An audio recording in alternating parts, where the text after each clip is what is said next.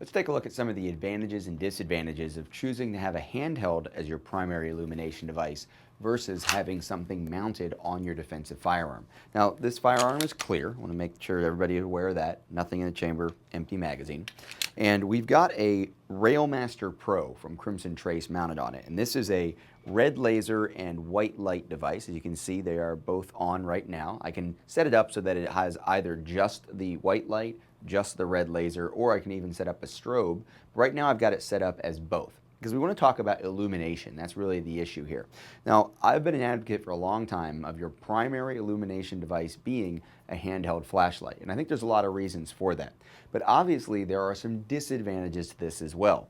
It's going to be much easier for me to get higher levels of deviation control keeping two hands on the gun if I'm using this gun-mounted light as my primary illumination device. And what that means is, of course, I've got to be very aware of the fact that I've essentially turned a gun into a flashlight and a flashlight into a gun. So I need to use intermittent and indirect light. I need to be able to bounce light from a low angle into the room to see what it is I need to see and avoid the temptation, the natural psychological behavioral temptation to point the light at whatever it is I want to see if I don't want to point the gun at it also. And that's really the main advantage of using the handheld light as a primary lighting device.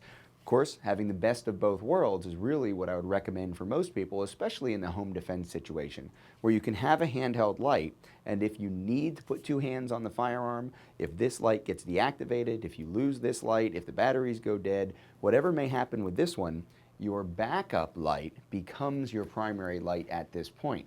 And obviously, in any kind of a home defense situation where you may be scrambling to get to your equipment, you may be worried about family, there may be a lot of other things going on, you may not always be able to find this light that you carry around in your pocket every day.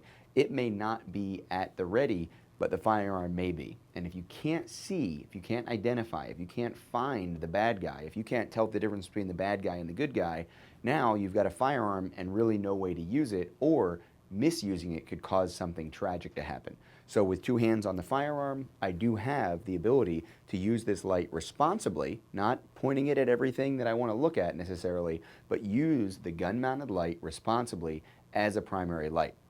Personally, what I do is use the handheld as my plan A, and I have the light device, in this case an integrated light and laser device, the Railmaster Pro from Crimson Trace, mounted on a defensive gun. So this will give me the option of always having a light. And if you can do that with a convenient holster that isn't really large, it doesn't take up an inordinate amount of space, it isn't uncomfortable for you to wear and carry around all day, or especially in a home defense situation when this firearm is going to be secured in a quick access safe or staged and in some other responsible way, the idea of having the light on the gun really does make a lot of sense, and it's absolutely something you should consider when you're trying to decide whether you need a handheld primary light or a gun-mounted primary light. My advice, have both, but know exactly the role that this one should play in your defensive plan.